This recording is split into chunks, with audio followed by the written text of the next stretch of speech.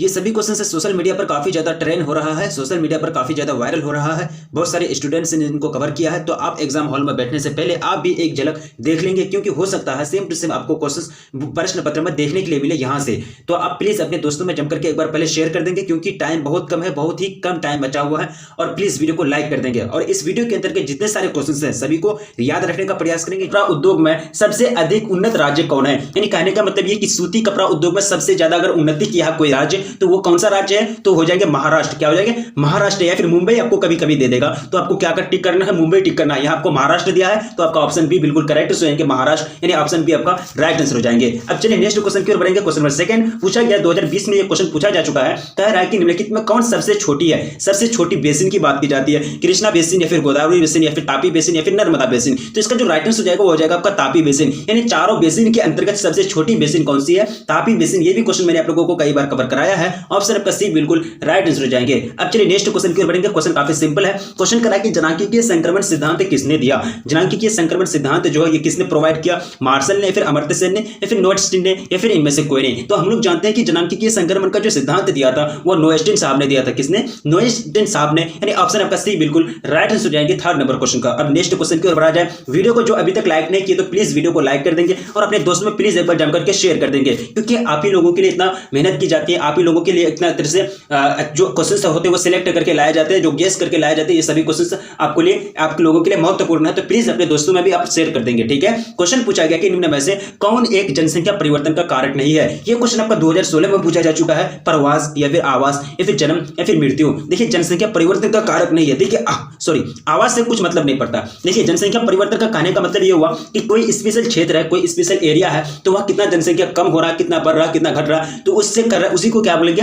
जनसंख्या परिवर्तन। तो प्रवास, देखिए अगर आदमी ज्यादा आप प्रवास आएगा या फिर जाएगा नहीं, तो वहां क्या होगा? आदमी की जनसंख्या घटेगा या घटेगा या बढ़ेगा, तो जनसंख्या में परिवर्तन आएगा। जन्म अगर ज्यादा होगा तो जनसंख्या बढ़ेगा, जन्म कम होगा तो जनसंख्या एक तरह से रिमेन रहेगा, अगर मृत्यु ज्यादा होगा तो जनसंख्या घटेगा। तो यह आवास का मतलब होता है घर। तो ये जो आवास है ना, जनसंख्या परिवर्तन में कोई एक तरह से प्रभाव नहीं डालता है, तो ये क्या हो जाएंगे? जनसंख्या परिवर्तन का कारक नहीं है। ऑप्शन आपका बी बिल्कुल राइट हो जाएंगे फोर्थ नंबर क्वेश्चन का। अब नेक्स्ट क्वेश्चन की ओर बढ़ा जाए। क्वेश्चन नंबर 5, प्रतिकर्षक और अपकर्षक कारक उत्तरदायी है। ये क्वेश्चन आपका बार बार पूछा जाता है बोर्ड एग्जाम में। 2016 में पूछा गया है, हो सके आपको भी पूछ दे। देखिए 2016 में पूछा है और बहुत दिन हो गया, 2-4 साल गुजर गया, तो आपको भी पूछा जा सकता है, ठीक है। देखिए आप एग्जाम देने वाले हैं और आपका एग्जाम बहुत ही अच्छा जाएगा, क्योंकि आप लोगों की तैयारी बहुत मस्त है, बहुत जबरदस्त तैयारी है। देखिए प्रतिकर्षक कारक प्रकृति का तरफ से आता है, जिसको क्या बोलते हैं, जैसे कि बाढ़ हो गया, सुनामी हो गया, ये सब आपका प्रतिकर्षक कारक है। और अपकर्षक कारक जो होता है वो आकर्षित करता है, जैसे कि उच्च रोजगार यानी उच्च वेतन, ये सब क्या है? अपकर्षक कारक है, ठीक है। यानी प्रवास के जो कारक है, कारण है, दो कारण है। दो कारण क्या है? पहला कारण प्रतिकर्षक कारक है, यानी दो कारक में बांटा गया है प्रवास के कारक को। तो ये जो उत्तरदायी है किसके लिए? प्रवास के लिए उत्तरदायी है। प्रवास का मतलब तो आप समझते हैं, माइग्रेशन, किसी भी कारणवश एक जगह से दूसरी जगह जाना या फिर किसी भी कारणवश एक जगह से दूसरी जगह पलायन करना, क्या कहलाता है? प्रवास कहलाता है, माइग्रेशन कहलाता है।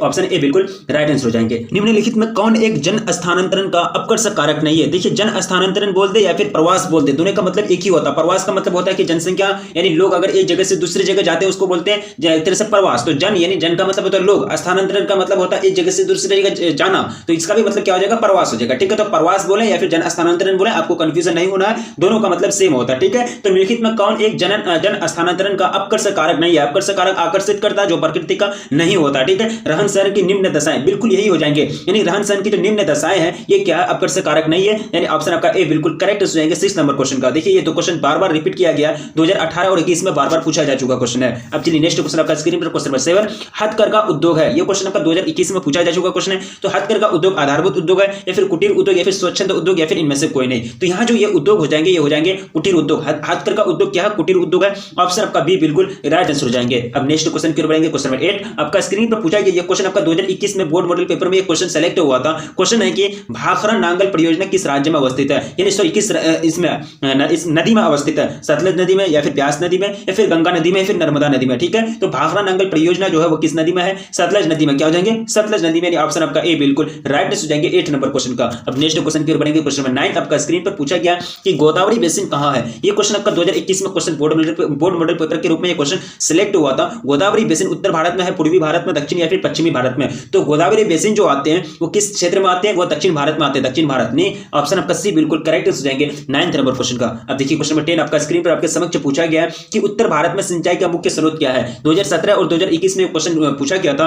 तो नहर, नलकूप, तालाब या फिर इनमें से कोई नहीं, तो ये हो जाएंगे नहर। यानी उत्तर भारत में जो एक तरह से सिंचाई का जो मुख्य स्रोत है वो क्या है, नहर है। अब नेक्स्ट क्वेश्चन पूछेंगे, क्वेश्चन नंबर आपका 11 है, दक्षिण भारत में सिंचाई का मुख्य स्रोत क्या है, ये भी क्वेश्चन आपका 2021 में पूछा जा चुका क्वेश्चन है। देखिए नहर तो आपका उत्तर भारत में हो गया, ठीक है, उत्तर भारत में ये क्या है, एक तरह से मेन स्रोत है, यानी मुख्य स्रोत है सिंचाई का, यानी इरिगेशन का, इसी के माध्यम से एक तरह से खेत में सिंचाई की जाती है। और यहाँ दक्षिण भारत की अगर बात की जाए तो दक्षिण भारत में तालाब हो जाते हैं, यानी तालाब में जो पानी होते हैं उसी के द्वारा सिंचाई की जाती है दक्षिण भारत में, खेती वाला एरिया में इसी के माध्यम से सिंचाई की जाती है और कृषि कार्य किए जाते हैं, ठीक है। यानी आपका ऑप्शन सी बिल्कुल करेक्ट सुनेंगे। उत्तर भारत बोलते तो नहर, अगर दक्षिण भारत बोलते तो तालाब, कंफ्यूजन नहीं होना है, बार बार रिपीट किए जाते हैं, ठीक है। अब चलिए नेक्स्ट क्वेश्चन की ओर बढ़ेंगे। क्वेश्चन नंबर 12 आपका स्क्रीन पर, ऑपरेशन फ्लड संबंधित है। ये क्वेश्चन आपका 2021 में बोर्ड मॉडल पेपर में ये क्वेश्चन सेलेक्ट हुआ था। ऑपरेशन फ्लड किससे संबंधित है, ऑपरेशन फ्लड, ठीक है। तो देखिए ये जो संबंधित है, ये संबंधित है दूध उत्पादन से, किससे, दूध उत्पादन से, यानी ऑपरेशन फ्लड, ठीक है। यानी आपका ऑप्शन डी बिल्कुल करेक्ट हो जाएंगे 12th नंबर क्वेश्चन का। अब नेक्स्ट क्वेश्चन की ओर बढ़ेंगे। क्वेश्चन नंबर 13 क्या पूछ रहा है कि मेगा नगर की जनसंख्या कितनी होती है। ये क्वेश्चन 2014 में पूछा जा चुका क्वेश्चन है कि मेगा नगर में जो एक तरह से जनसंख्या होती है, पॉपुलेशन होती है, वो 50 लाख प्लस, कितना, यानी 5 मिलियन से अधिक होती है, कितना, 5 मिलियन से अधिक होती है मेगा नगर में जनसंख्या, यानी पॉपुलेशन, यानी आपका ऑप्शन बी बिल्कुल करेक्ट हो जाएंगे 13 नंबर क्वेश्चन का। अब नेक्स्ट क्वेश्चन की ओर बढ़ेंगे। क्वेश्चन नंबर 14 आपका स्क्रीन पर आपके समक्ष पूछा गया कि निम्नलिखित में से किस देश में भारतीय अप्रवासियों की संख्या कम है। भारतीय अप्रवासी, सूरीनाम या फिर मॉरिशस या फिर फिजी या फिर न्यूजीलैंड। तो भारतीय अप्रवासी जो जिस देश में कम है वो सबसे देश है न्यूजीलैंड में। कहां, न्यूजीलैंड में भारतीय अप्रवासियों की संख्या जो है वो सबसे कम है, यानी ऑप्शन आपका डी बिल्कुल करेक्ट सुनेंगे 14 नंबर क्वेश्चन का। अब नेक्स्ट क्वेश्चन देखेंगे। क्वेश्चन नंबर 15 पूछा गया कि निम्नलिखित राज्यों में से किसमें शिक्षितों का प्रतिशत सबसे अधिक है। किसमें शिक्षितों का प्रतिशत सबसे अधिक है, मतलब कहां किस राज्य में सबसे ज्यादा लोग पढ़े लिखे हैं, ठीक है। तो ये हो जाएंगे आपका, क्या हो जाएंगे, केरल, यानी केरल में साक्षरता दर सबसे अधिक है। अगर कम बोला जाए, सबसे कम अगर साक्षरता दर है तो वह बिहार की है। कहां, बिहार की है, ठीक है, याद रखेंगे, पूछे जाते हैं, ठीक है।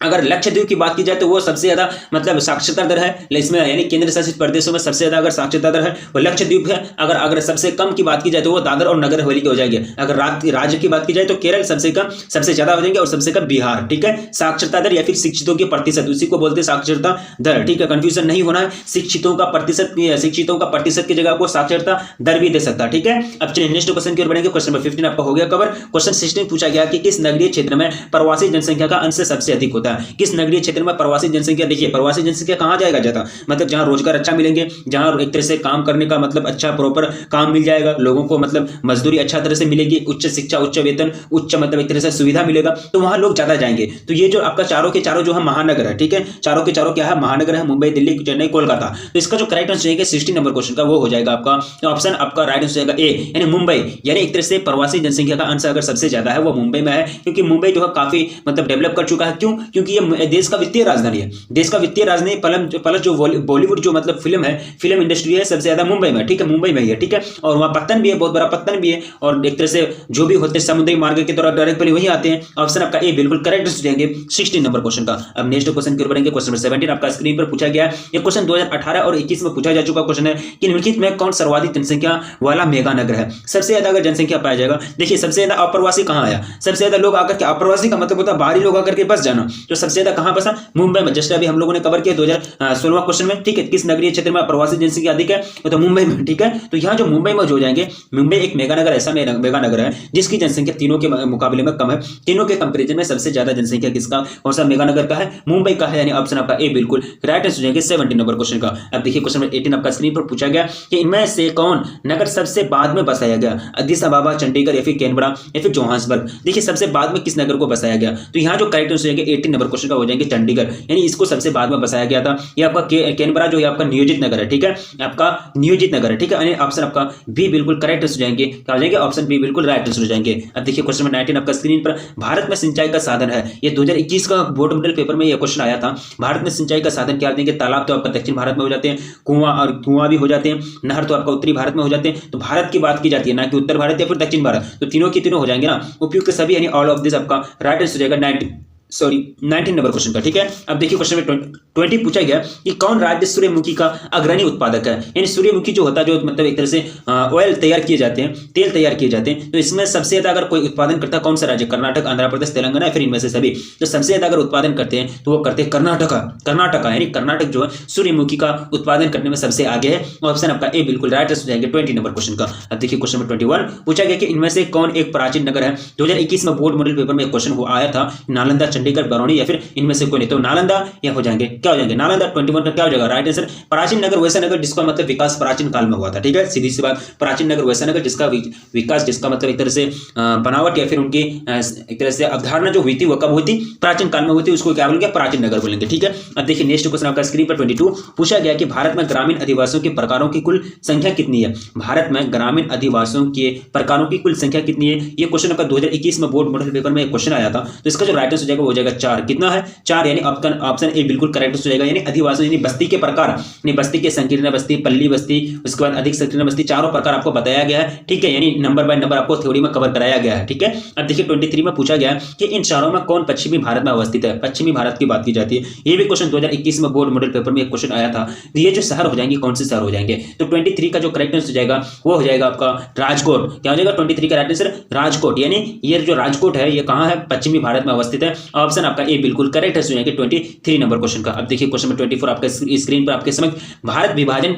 से किस फसल का प्रमुख उत्पादन क्षेत्र हमारे हाथ से जाता है, ठीक है, जाता रहा। देखिए उत्पादन जो होता है ना, कपास का उत्पादन क्षेत्र वो सबसे ज्यादा पाकिस्तान में था, ठीक है। भारत का जब विभाजन नहीं हुआ था और बहुत बड़ा क्षेत्र जो था वो पाकिस्तान के हाथों चल गया था, ठीक है। तो ये कपास उत्पादन का बहुत बड़ा क्षेत्र कहाँ का चले गया, वो पाकिस्तान के हाथ चले गया। ऑप्शन आपका सी बिल्कुल राइट आंसर हो जाएंगे। अब देखिए क्वेश्चन नंबर 25, इनमें कपास का महत्वपूर्ण उत्पादन राज्य कौन सा, कौन नहीं, उत्पादक राज्य जो है कौन नहीं है, महाराष्ट्र, उड़ीसा, गुजरात या फिर पंजाब, ठीक है। तो यहाँ जो राइट आंसर हो जाएगा 25 नंबर क्वेश्चन का हो जाएगा आपका उड़ीसा। यानी उड़ीसा जो होता है, उड़ीसा में ज्यादा मतलब कपास का उत्पादन नहीं होता, बाकी महाराष्ट्र, गुजरात हो गया, पंजाब हो गया, ये सब में कपास का अच्छे खासे उत्पादन किए जाते हैं। ऑप्शन आपका बी बिल्कुल करेक्ट हो जाएगा 25 नंबर क्वेश्चन का। अब देखिए क्वेश्चन नंबर 26 आपका स्क्रीन पर आपके समक्ष पूछा गया कि निम्नलिखित राज्यों में कौन कपास उत्पादक नहीं है। ये 2018 में ये क्वेश्चन पूछा जा चुका था। आंध्र प्रदेश, महाराष्ट्र, फिर हरियाणा, फिर छत्तीसगढ़। तो यहाँ जो राइट आंसर हो जाएगा 26 नंबर क्वेश्चन का ये हो जाएगा हरियाणा। यानी हरियाणा जो है वो कपास उत्पादन नहीं करता है, या और चीज मतलब एक तरह से गेहूं हो गया, धान हो गया, धान आगे, धान उगाने में सब आगे है, ठीक है। यानी ऑप्शन आपका सी बिल्कुल करेक्ट हो जाएंगे 26 नंबर क्वेश्चन का। अब देखिए क्वेश्चन नंबर 27 आपके स्क्रीन पर आपके समक्ष पूछा गया कि इनमें से किस राज्य में प्रति हेक्टेयर चावल का उत्पादन सबसे अधिक होता है। उत्तर प्रदेश, तमिलनाडु या फिर महाराष्ट्र या फिर गुजरात। तो प्रति हेक्टेयर चावल का अगर उत्पादन सबसे ज्यादा होता है वो कहां होता है। 27 में आपका जो करेक्ट आंसर हो जाएगा वो हो जाएगा आपका तमिलनाडु। यानी तमिलनाडु एक ऐसा राज्य है जहां प्रति हेक्टेयर चावल का उत्पादन सबसे ज्यादा किया जाता है, उत्पादन सबसे ज्यादा होता है। ऑप्शन आपका बी बिल्कुल करेक्ट हो जाएंगे 27 नंबर क्वेश्चन का। अब देखिए क्वेश्चन क्या हो जाएगा 28 पूछा गया कि निम्नलिखित विद्वानों में से किसने मानव विकास सूचकांक निर्मित किए। 2018 में ये क्वेश्चन पूछा जा चुका क्वेश्चन है। ये क्वेश्चन मैंने आप लोगों को कई बार कवर कराया था कि डॉक्टर महबूब उल हक जो पाकिस्तान के वित्त मंत्री भी रह चुके थे और जो मतलब प्रो अमर्त्य सेन से जिनका मतलब अच्छी खासी दोस्ती थी, ये प्रो अमर्त्य सेन इंडिया के रहने वाले थे। तो डॉक्टर महबूब उल हक जो है पहला एचडीआई रिपोर्ट मतलब इन्हीं के माध्यम से छापा गया था, जो मतलब यूएनडीपी ने जारी किया था, ठीक है। तो ये डॉक्टर महबूब उल हक पाकिस्तान के 10वें वित्त मंत्री भी रह चुके हैं और इनका दोस्ती अच्छी खासी किनके साथ है, प्रो अमर्त्य सेन के साथ है, जो कहाँ के है, प्रो अमर्त्य सेन इंडिया के रहने वाले थे, ठीक है। ये काफी जाने माने अर्थशास्त्री थे अपने जमाने के। ऑप्शन आपका सी बिल्कुल करेक्ट हो जाएंगे 28 नंबर क्वेश्चन का। अब देखिए क्वेश्चन नंबर 29 आपका स्क्रीन पर पूछा गया कि सऊदी अरब में किस दिशा के क्षेत्र में घनी आबादी प्राचीन काल से ही है, ठीक है। घनी आबादी प्राचीन काल से ही। तो 29 का जो करेक्ट आंसर हो जाएगा उत्तरी भाग। यानी उत्तरी भाग में जो है घनी आबादी प्राचीन काल से ही है। ऑप्शन आपका सी बिल्कुल राइट आंसर हो जाएंगे 29 है ना, सॉरी 29 का जो करेक्ट आंसर हो जाएगा पश्चिमी भाग, सॉरी गलती हो जाती है, पश्चिमी भाग। यानी पश्चिमी भाग में जो है प्राचीन काल से क्या है, घनी आबादी है। ऑप्शन का बी बिल्कुल करेक्ट आंसर हो जाएंगे 29 नंबर क्वेश्चन का। अब देखिए क्वेश्चन आगे बढ़ेंगे। क्वेश्चन आपका क्या पूछा गया है कि निम्नलिखित में किस वर्ष के आसपास विकसित और विकासशील देशों में नगरीय जनसंख्या लगभग बराबर थी। तो वो जो वर्ष था वो कौन सा साल चल रहा था, तो वो जो साल था ना वो 1970 का साल चल रहा था। कब, 1970 का साल में विकासशील और अविकासशील और विकसित देश अमेरिका, जापान विकसित हो गया, वो लोग को और कोई तरक्की नहीं करना है, वो लोग पूरा तरह से डेवलप कर लिया। विकासशील भारत हो गया, नाइजीरिया हो गया, ये सब क्या है, विकासशील देश है। तो 1970 में विकासशील और विकसित देशों में जो नगरीय जनसंख्या थी उनका जनसंख्या जो था लगभग बराबर था। नहीं, आवास के आधार पर हम लोग जनसंख्या को दो कैटेगरी में बांटते हैं, ग्रामीण जनसंख्या और नगरीय जनसंख्या, ठीक है। अब चलिए नेक्स्ट क्वेश्चन आपके स्क्रीन पर पूछा गया 31 नंबर क्वेश्चन। काफी सिंपल है क्वेश्चन, कह रहा है कि निम्नलिखित में से कौन सा एक तथ्य है, यानी कौन सा एक तथ्य नहीं है, ठीक है। यानी निम्नलिखित में से कौन सा एक तथ्य नहीं है, यार एक तरह से आपको पूछा गया। तो 31 का आपको राइट आंसर हो जाएगा जनांगीय संक्रमण की प्रथम अवस्था में जनसंख्या वृद्धि उच्चतर होती है। यानी ऑप्शन आपका डी बिल्कुल राइट आंसर हो जाएंगे 31 नंबर क्वेश्चन का। अब देखिए क्वेश्चन में क्या पूछा गया 32 में, काफी सिंपल है। निम्नलिखित में से कौन सा एक विरल जनसंख्या वाला क्षेत्र नहीं है। विरल जनसंख्या वाला क्षेत्र कौन नहीं हो जाएंगे, ये जो जनसंख्या है ये आपका दक्षिण पूर्वी एशिया, ये जो है विरल जनसंख्या वाला क्षेत्र नहीं है, मतलब ये जनसंख्या सघन है, ठीक है। यानी ऑप्शन आपका आपका सी बिल्कुल करेक्ट हो जाएगी 32 नंबर क्वेश्चन का। अब नेक्स्ट क्वेश्चन की ओर बढ़ेंगे। क्वेश्चन काफी सिंपल है, जो अभी तक वीडियो को लाइक नहीं किया तो प्लीज वीडियो को लाइक कर देंगे, अपने दोस्तों में प्लीज एक बार जम करके शेयर कर देंगे। ये क्वेश्चन 2018 में पूछा जा चुका क्वेश्चन है कि किस प्रकार की बस्ती सड़क, नदी और नहर के किनारे पाए जाते हैं। देखिए सबसे पहली बात हमको ये समझना है कि सड़क सीधी लंबी होती है, ठीक है, नदी भी सीधी लंबी बहती है, ठीक है, उसके बाद नहर भी सीधी लंबी बहती है। अब देखिए इनके बगल में बस्ती बस रहा है, इसके बगल में बस्ती बस रहा है, तो बस्ती बस रहा है तो मतलब एक तरह से रेखाकार बस रहा है ना, यानी एक तरह से लंबा यहाँ से चौड़ा तो नहीं बस रहा ना, इधर से नहीं, इधर तो नहीं घूम जा रहा बस्ती, यानी यहाँ तरह से इसी के बगल में जो है बस्ती बसा हुआ, तो इनका जो देखिए रेखीय है, रेखी रेखा का मतलब होता है लाइन, यानी लाइन के जैसा, ठीक है, तो रेखीय हो जाएंगे। यानी किसी भी प्रकार की बस्ती अगर नदी, सड़क या फिर नहर के किनारे बस्ती है तो उसको उसका जो रूप हो जाएगा वो क्या हो जाएगा, रेखीय हो जाएगा। ऑप्शन आपका बी बिल्कुल करेक्ट हो जाएगा, क्या हो जाएगा, ऑप्शन बी बिल्कुल करेक्ट हो जाएगा 33 नंबर क्वेश्चन का। अब नेक्स्ट क्वेश्चन की ओर बढ़ेंगे। क्वेश्चन नंबर 34 पूछा गया कि मानव विकास सूचकांक 2005 के संदर्भ में, यानी मार्च के एचडीआई का जो रिपोर्ट है इन कॉन्टेक्स्ट मतलब उसी के संदर्भ में विश्व यानी विश्व के देशों में भारत को निम्नलिखित में से कौन सी कोटि मिली थी, कौन सा रैंक दिया गया था, जैसे कि रैंक उनको ज्यादा मिलता है, यानी जिस देश की जीडीपी अच्छा रहती है, जिस देश को मतलब एक तरह से अच्छा तरह से जो डेवलप करता है, यानी अच्छा तरह से जिनका मतलब मानव अच्छा शिक्षा लेता है, अच्छा मतलब पढ़े लिखे होते हैं, स्वास्थ्य क्षेत्र में अच्छा मतलब उन्नति कर जाता है, तो उसको एचडीआई रिपोर्ट सबसे ज्यादा देता है। ना कि डिफेंस सिस्टम इस पर कोई डिपेंड नहीं करता, ना कि मतलब ताकत क्या है देश की, कितना पैसा है वो उस पर डिपेंड नहीं करता, ठीक है। तो यहाँ जो करेक्ट आंसर हो जाएंगे 127 यानी 127 ना, यानी ऑप्शन बी बिल्कुल राइट आंसर हो जाएंगे। अब देखिए क्वेश्चन में 35 में पूछा गया कि मानव विकास सूचकांक में भारत के निम्नलिखित राज्यों से किसकी कोटि उच्चतम है। 2015 और 2021 में 2020 में क्वेश्चन पूछा जा चुका क्वेश्चन, किसकी कोटि उच्चतम है। मैंने अभी जस्ट कवर कराया कि एक तरह से केरल जो है इसकी साक्षरता दर सबसे ज्यादा है, तो ये इस पर डिपेंड करता है एचडीआई रिपोर्ट, कहाँ का लोग ज्यादा पढ़े हैं, कहाँ का लोग कम पढ़े हैं, कहाँ का लोग मतलब ज्यादा मतलब एक तरह से डेवलप्ड हैं, यानी हर एक क्षेत्र में देखिए जहाँ का लोग साक्षर ज्यादा होंगे ना वो लोग हर चीज में आगे होंगे, जो लोग मतलब ज्यादा पढ़े लिखे होंगे वो लोग हर चीज में आगे होंगे, ठीक है। तो ये जो है इसकी एचडीआई कोटि में सबसे ज्यादा मतलब उच्च रैंक है, यानी सबसे ज्यादा आगे है कौन, केरला, यानी ऑप्शन आपका बी बिल्कुल राइट आंसर हो जाएगी। अगर सबसे कम बात की जाए तो वो बिहार के हो जाएंगे। अब देखिए क्वेश्चन में 36 पूछा गया कि भारत के निम्नलिखित राज्यों में से किस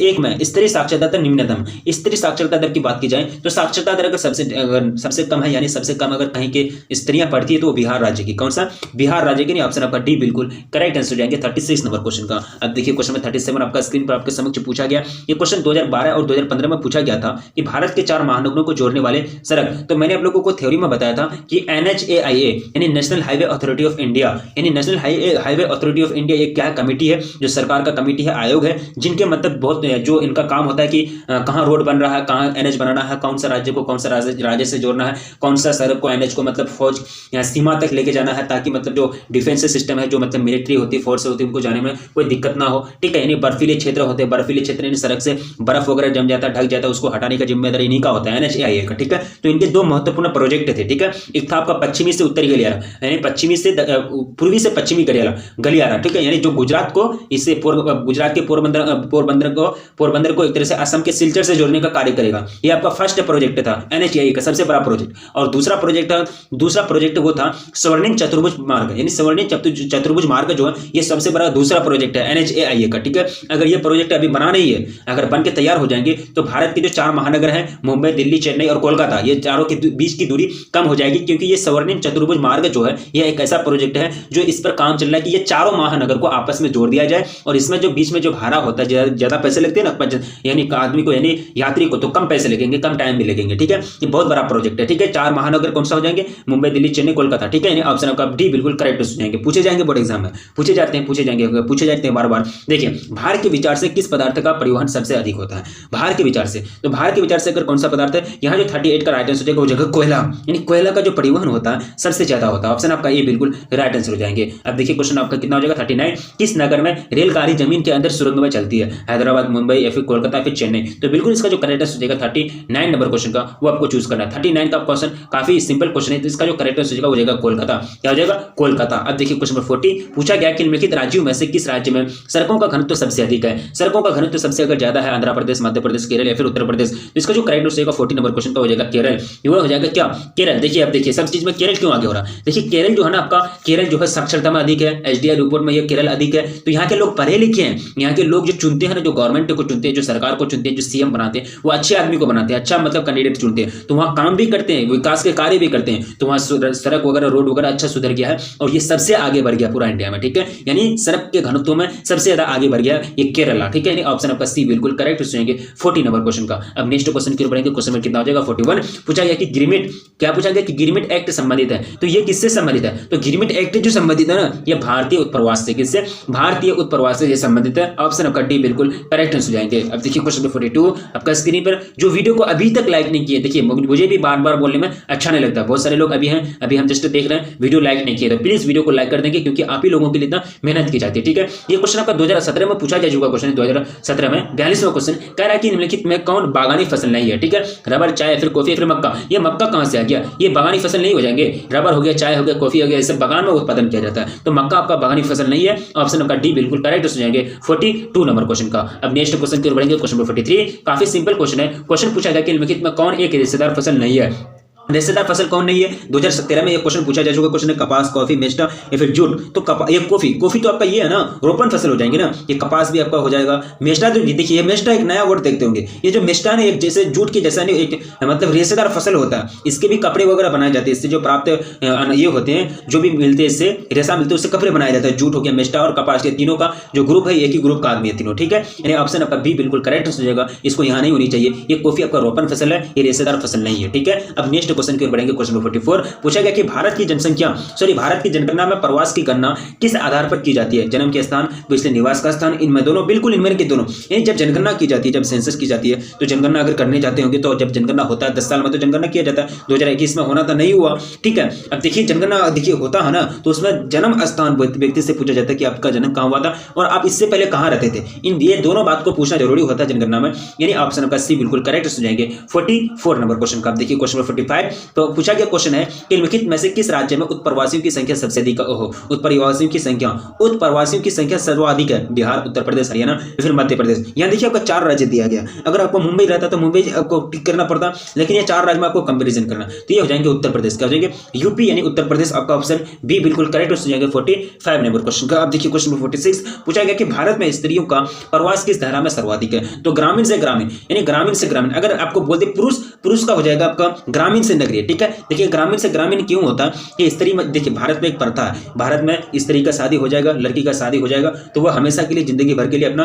मतलब जो उसको हस्बैंड होते हैं, जो पति होते हैं, उनके साथ मतलब उनके घर चले जाते हैं, तो वो अपना मतलब मायके यहाँ नहीं रहती है, अपना जो जहाँ पैदा हुआ, जहाँ माँ बाप है उनका, वहाँ मतलब एक तरह से वहाँ हमेशा के लिए वो प्रवास हो जाते हैं, ठीक है। तो गाँव में ये सिस्टम होता है, शहर में ज्यादातर नहीं पाए जाते, तो ग्रामीण से ग्रामीण ये बहुत बड़ा मतलब प्रवास का मुख्य धारा है भारत में स्त्रियों का। ऑप्शन आपका ए बिल्कुल राइट हो जाएंगे 46 नंबर क्वेश्चन का। अब देखिए क्वेश्चन नंबर 47 पूछा गया कि 2011 की जनगणना के अनुसार भारत में ग्रामीण आबादी कितनी थी, तो ग्रामीण आबादी की बात की जाए तो वो कितनी थी, 69%। कितना, अगर शहर की बात की जाए तो 31%। कितना, नगरीय आबादी और शहरी आबादी, ग्रामीण आबादी और नगरीय आबादी, ठीक है। यानी 31% नगरीय आबादी था और 69% आपका ग्रामीण आबादी थे, ठीक है। तो ग्रामीण भी पूछे जाते हैं, नगरीय भी कभी आपको पूछे जाएंगे, दोनों में से कोई एक पूछे जाते हैं, ठीक है। आपका ऑप्शन सी बिल्कुल राइट आंसर हो जाएंगे 46 नंबर क्वेश्चन का, सॉरी 47। अब देखिए क्वेश्चन नंबर 48 भील जनजाति मुख्यतः केंद्रित है। देखिए मैंने आप लोगों को बताया था कि भील जनजाति के बारे में आपको पढ़ाया था, जो एक तरह से केंद्रित है, कहाँ केंद्रित है, तो ये जो हो जाएगी 48 का जो राइट आंसर हो जाएगा झाबुआ जिला। कहाँ, झाबुआ जिले में भील जनजाति केंद्रित है। ऑप्शन आपका भी बिल्कुल राइट आंसर हो जाएंगे। अब नेक्स्ट क्वेश्चन की ओर आ जाए, क्वेश्चन नंबर 49 पूछा गया कि निम्नलिखित में किस प्रतिरूप की बस्ती नदी के किनारे महत्वपूर्ण है, तो वे क्या हो जाएंगे, रेखीय बस्ती। रेखीय बस्ती नदी के किनारे, नदी मतलब सीधा लंबा बहता, ठीक है, लंबी मतलब एक रेखा में चलती रहती है, एक फॉलो मतलब करता, पानी बहते रहता, ठीक है, पानी बहते रहता नदी में। तो यहाँ क्या होता है कि पानी अगर बहते रहता नदी में, तो यहाँ इसके बगल में नदी बस रहा ना, मतलब घर बस रहा, बस्ती बस रहा, तो इसका रेखा मतलब एक रेखा जैसा होगा, तो मतलब इसका आकार जो होगा एक रेखीय हो जाएगा। ऑप्शन आपका सी बिल्कुल राइट हो जाएगा 49 नंबर क्वेश्चन का। अब देखिए क्या हो जाएगा 50 तेलंगाना किस राज्य की राजधानी है। 2017 में यह क्वेश्चन पूछा जा चुका है, तो तेलंगाना किस राज्य की राजधानी है, यानी सॉरी तेलंगाना राज्य की राजधानी, तेलंगाना किस राज्य की राजधानी, कितना मिस्टेक हम कर रहे हैं, ठीक है। तेलंगाना राज्य की जो राजधानी है वो हैदराबाद है, क्या आ जाएगा हैदराबाद, यानी ऑप्शन आपका भी बिल्कुल करेक्ट हो जाएंगे 50 नंबर क्वेश्चन का। देखिए इस वीडियो में हम लोगों ने जितना क्वेश्चन को कवर किया वो सभी क्वेश्चन आपका बोर्ड एग्जाम के लिए काफी महत्वपूर्ण है। यहाँ से आपको 100% क्वेश्चन बोर्ड एग्जाम में पूछे जाएंगे, इसलिए आप सभी क्वेश्चन को याद रखने का प्रयास करेंगे। कहां से कौन सा क्वेश्चन पूछते कोई ठिकाना नहीं है, इसलिए आप लोग मन लगा करके पढ़ाई करेंगे। कुछ ही दिन बचे हुए 2-4 दिन अच्छी तरह से आप लोग पढ़ लीजिए, इधर उधर मत देखिए, इधर उधर मत घूमिए, क्योंकि आपका एक तरह से लाइफ अगर आप देखिए एक तरह से रिजल्ट्स जो होते हैं वो बेटर रिजल्ट्स करने का सोचिए, क्योंकि बेटर रिजल्ट्स जो होता है वो आपका जो फ्यूचर है उसको और ब्राइट कर देता है, ठीक है। तो इसी तरह से आप चैनल पर बने रहिए, चैनल पर पहली बार विजिट करें तो प्लीज चैनल को सब्सक्राइब कर लीजिए, और अगर वीडियो को अभी तक लाइक नहीं किया तो प्लीज वीडियो को लाइक कर दीजिए और अपने दोस्तों में प्लीज एक बार जम करके शेयर कर दीजिए। तो रखिए अपना ख्याल, मिलेंगे फिर नेक्स्ट वीडियो में।